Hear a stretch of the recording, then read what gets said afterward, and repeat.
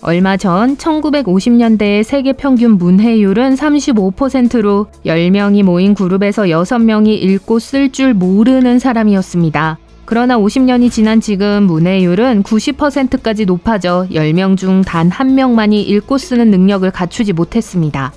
이 번개처럼 빠른 성장의 열쇠는 기본적으로 모든 가정에서 찾을 수 있어요. 아니, 인터넷이 아닙니다. 인터넷은 오히려 우리를 순식간에 바보로 만들 수 있다고 해요. 전 세계 문맹 퇴치의 열쇠는 누구나 한 번쯤은 손에 쥐어본 적이 있는 빅펜입니다. 재미있는 사실, 이 펜은 1950년대부터 루빅스 큐브나 아이폰과 같은 상징적인 아이템보다 더 많이 팔리고 있어요.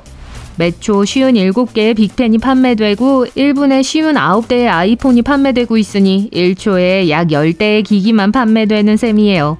빅은 매일 1,400만 개의 펜을 판매하고 있습니다. 이러한 인기에도 불구하고 종종 간과되는 경우가 있어요. 제록스나 크리넥스와 달리 대명사가 되지 못했기 때문이에요. 또한 빅을 켤 수도 있는데 이때는 필기구가 아니라 라이터를 말하는 거예요. 예전에는 깃털과 잉크를 사용해 글을 썼습니다. 만년필은 획기적인 발명품이었지만 가격이 비싸고 잉크가 새기 쉬운 단점이 있었어요. 미국의 발명가 존 라우드 덕분에 1888년 최초의 볼펜이 탄생했습니다. 하지만 오늘날 우리가 알고 있는 사랑하는 볼펜은 헝가리의 제작자 라슬로 비로가 유성 잉크를 사용한 이후부터 시작되었어요. 그는 화려하게 움직이는 부품 없이도 볼에 잉크를 부드럽게 끌어당기는 천재적인 디자인을 고안해냈죠. 이 펜은 종이에 일관되게 깔끔하고 멋진 선을 그릴 수 있었습니다. 하지만 그의 펜은 엄청나게 비쌌어요. 요즘 돈으로 약 20만 원이 넘었습니다. 그래서 불티나게 팔리지 않은 것도 당연하죠. 당시에는 글을 읽고 쓸 수 있는 사람이 3분의 1 정도밖에 되지 않았으니까요. 따라서 펜은 필수품이라기보다는 사치품에 가까웠습니다. 비로는 훌륭한 디자인을 가지고 있었지만 대중시장을 공략하지 못했어요. 프랑스의 사업가 마르셀 비으가 비로의 펜에서 잠재력을 발견하고 판권을 사들여 1950년 상징적인 비크리스탈이 탄생했어요. 정밀한 스틸볼과 합리적인 가격의 비크리스탈은 전 세계 작가들의 필수품이 되었습니다. 하지만 빅펜이 문맹 퇴치 등의 성과를 거두었음에도 불구하고 훨씬 더 중요한 또 하나의 간단한 발명품이 있습니다.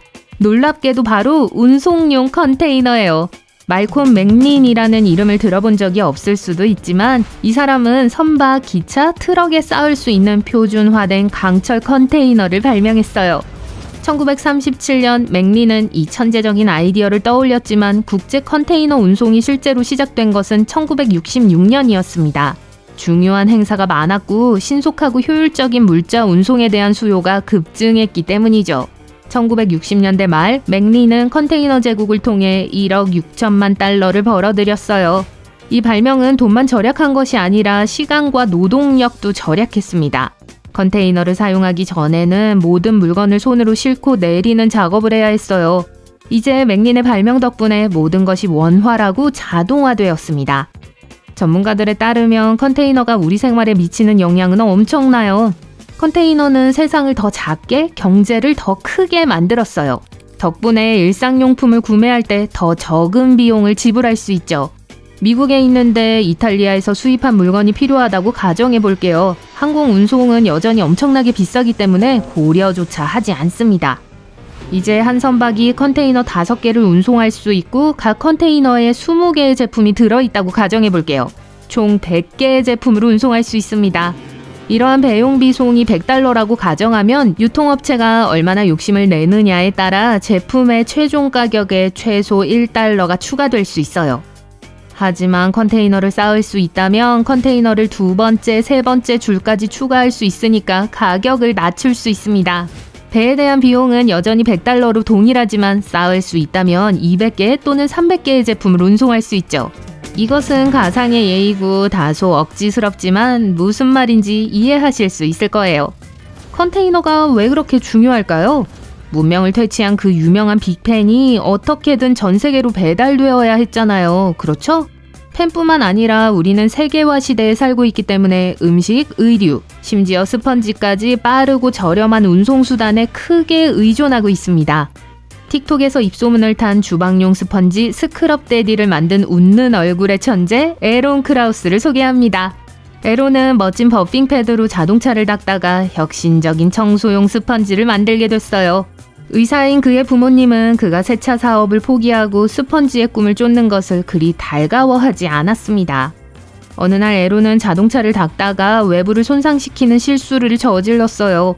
하지만 그는 엎질러진 우유를 보고 우는 대신 버핑 및 광택 패드 라인을 만들었습니다. 3M은 이 아이디어가 너무 멋지다고 생각해서 2008년 8월에 그의 회사를 인수했어요. 하지만 그들은 에론이 만든 스펀지를 원하지 않았고 그래서 그의 공장에는 먼지만 쌓여가고 있었죠. 5년 후 에론은 남은 스펀지로 설거지를 하고 있었습니다. 갑자기 그의 머릿속에서 100만 달러짜리 아이디어가 떠올랐습니다. 그리고 그렇게 2012년 풀뿌리 마케팅을 통해 스크럽데디가 탄생했습니다. 그러다가 2012년 10월에 방영된 샤크탱크 에피소드에서 모두가 그의 아이디어를 믿지 않았지만 로리 그레이너가 개입하여 회사 지분 20%를 20만 달러에 인수하는 계약을 체결했습니다. 다음날 그들은 홈쇼핑에서 7분 만에 무려 4만 2천 개의 스펀지를 판매했어요. 이는 초당 57개의 펜을 판매한 비계 기록을 깬 거예요. 그날 스크럽데디는 초당 100개의 스펀지가 팔리는 속도로 판매되었습니다. 스펀지는 확실히 많은 양이 팔리고 있지만 양적인 면에서는 일반 건전지와 경쟁하긴 어려워요. 미국에서만 사람들은 매년 약 30억 개의 건전지를 구매해요. 그런데 건전지는 생각보다 오래전부터 사용되어 왔습니다. 건전지의 첫 번째 사례는 메소포타미아 주변에서 발견되었으며 과학자들은 이를 바그다드 배터리라고 불러요. 약 15cm 높이의 테라코타 항아리로 입구가 4cm 정도였어요. 내부에는 양탄자 속에 꼭 맞는 구리 원통에 철봉이 들어있었습니다. 막대의 윗부분은 역청과 마개로 구리에서 분리되어 있어 실수로 섞일 염려가 없었어요.